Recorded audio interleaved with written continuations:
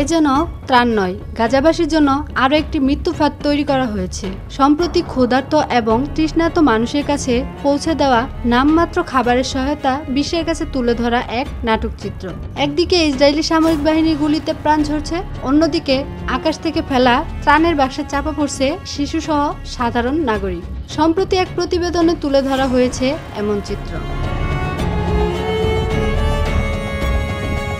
ইসরায়েলের প্রধানমন্ত্রী নেতানিয়াহু বলেন, গাজা দখল করতে হলে পুরো গাজায় হামলা বাড়িয়ে এবং হামাসকে নিরস্ত্র বা ফিলিস্তিনি কর্তৃপক্ষকে সাথে নিয়েই জয়ের দাবি ও তাদেরকে গাজার মাটিতে কবর দেওয়া হবে।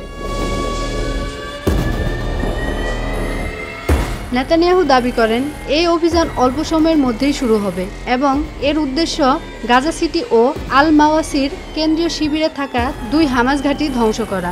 এছাড়া বেসামরিকদের সরিয়ে নিতে নিরাপদ করিডোর ও সেফ জোন তৈরি করা হবে। বর্তমানে গাজার 70 থেকে 75% এলাকা ইসরায়েলের সামরিক নিয়ন্ত্রণে রয়েছে। আল জাজিরা প্রতিবেদনে দেখা যায় যে গাজা উপত্যকায় উড়োজাহাজ থেকে ফেলা ত্রাণের বাক্সের আঘাতে মুহান্নাদ জাকারিয়া ঈদ নামে এক ফিলিস্তিনি কিশোর নিহত হয়েছে। গত শনিবার নেতজারিম করিডোরের কাছে এ দুর্ঘটনা ঘটে।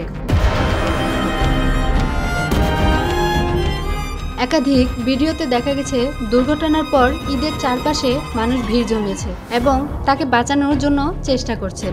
আরেকটি ভিডিওতে দেখা যায় ভাই তাকে ঘটনাস্থল থেকে সরিয়ে নিচ্ছেন এবং আল আউদা হাসপাতালের এক কিনারায় নিথর দেহটি কুলে নিয়ে পড়ে রয়েছেন তার বাবা। রয়টার্সকে শিশু ঈদের ভাই বলেন, আমার ভাই ত্রাণ নিতে গিয়েছিল, হঠাৎ একটি বাক্স সরাসরি তার উপর পড়ে যায়, এতে সে মারা যায়। ইসরায়েলের সামরিক বাহিনী সীমান্ত দিয়ে সরাসরি গাজাবাসীকে ত্রাণ পৌঁছাতে সাহায্য করছে না। যে দেশগুলো সাহায্য পাঠাচ্ছে তারা নিরুপায় হয়ে উপর থেকে ত্রাণের বোঝা ফেলছে, এতে আমাদের শিশুরা মারা যাচ্ছে। জাতিসংঘ দীর্ঘদিন ধরে সতর্ক করে আসছে, আকাশপথে ত্রাণ ফেলা ঝুঁকিপূর্ণ, ব্যয়বহুল এবং অকার্যকর। সংস্থাটি ইসরায়েলের কাছে বারবার স্থল সীমান্ত দিয়ে নিয়মিত মানবিক সহায়তা প্রবেশের অনুমতি চেয়েছে। গাজার সরকারি গণমাধ্যম কার্যালয়ের তথ্যমতে 2023 সালের অক্টোবর থেকে এ পর্যন্ত আকাশ থেকে ফেলা ত্রাণের আঘাতে কমপক্ষে 23 জন ফিলিস্তিনি নিহত এবং 124 জন আহত হয়েছে।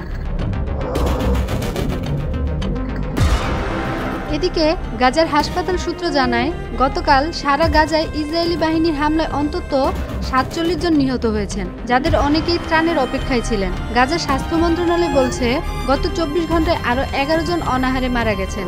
এতে যুদ্ধ শুরুর পর অপুষ্টিজনিত মৃত্যুর সংখ্যা বেড়ে 212-তে পৌঁছেছে, এর মধ্যে 98 জন শিশু। আন্তর্জাতিক সূত্র জানাচ্ছে যে গাজা দখলে পুরোপুরি পরিকল্পনা নেতানিয়াহু সরকার অনুমোদন দিয়েছে। গাজার সবচেয়ে বড় শহরগুলো ইতিমধ্যে দখলের সিদ্ধান্তে ইসরায়েলি সামরিক পরিকল্পনা নিয়ে বিশ্বজুড়ে সমালোচনার ঝড় বইছে।